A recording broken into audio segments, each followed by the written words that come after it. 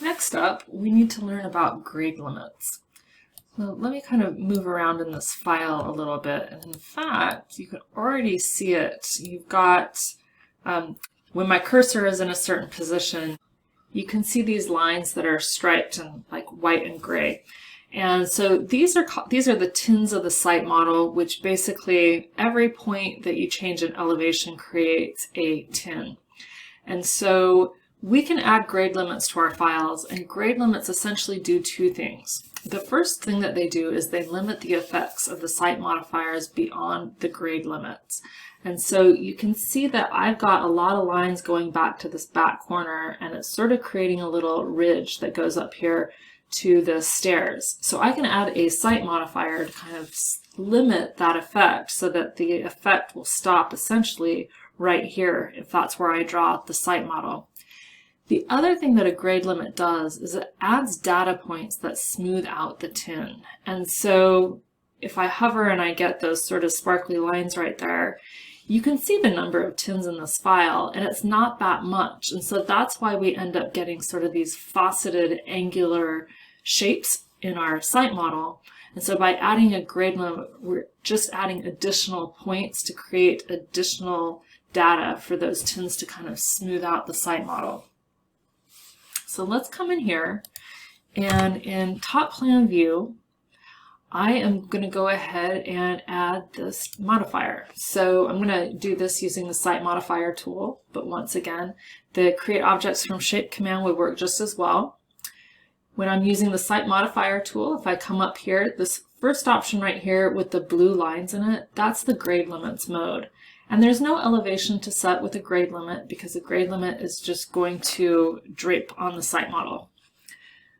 So I'm going to go ahead, and it's really common to go ahead and just draw a grade limit that goes all the way around either your whole drawing area or just the hardscapes and the site modifiers that are updating the site model. So I think I'm going to go ahead and I will just draw one around the hardscapes and modifiers that I have. And this shape does not need to be accurate. It can be pretty loose. I'll just hit K to close that shape. All right, so I've got my grade limit site modifier. Let's go ahead and throw this up in 3D. And I will grab the selection tool, and then watch as I update this, that these lines that go to the back corner, those should all go away. So as I update that, there are still a few lines, but they've gone down dramatically, and it does look like a much smoother site model. So grade limits, when you're looking at them in 3D, grade limits are going to be white. When we look at them in 2D, grade limits are this kind of cyan color that you see right here. So grade limits have their own rules. A grade limit can overlap other grade limits. So if I wanted to add another grade limit that was just around this area, and I'm not sure why I would, but if I wanted to, it's not going to cause an issue in the file.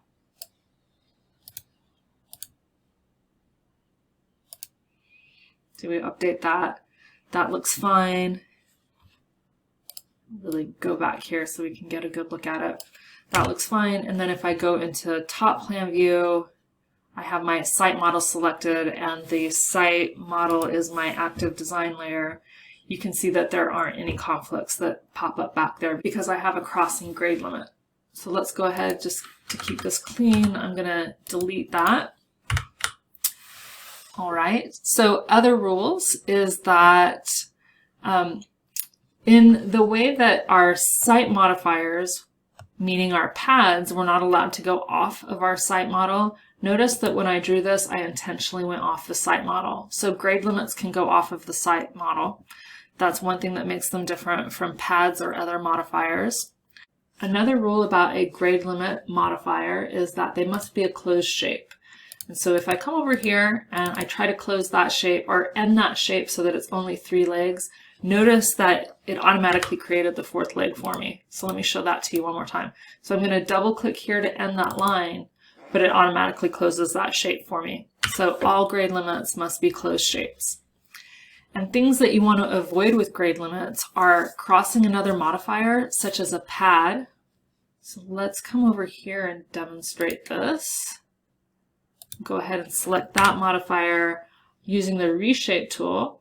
Just going to move this edge so that it crosses this hardscape, which, if you'll remember, has a slab modifier used in association with it. I'm going to come over here. I will select the site model and update, and it doesn't look too bad over here. You can't see the sidewalk, but if I come back here in top plan view, I should have an error message or a warning over there. So grade limits should not cross another modifier such as a pad. Go ahead and undo all of that. Great. And then a grade limit cannot be enclosed by another grade limit, meaning that I can't do this.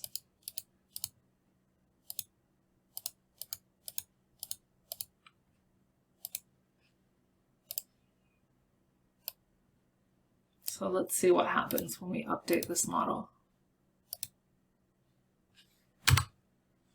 So it looks okay, but what I suspect is happening is that there's just not any limiting that's going on in that center area.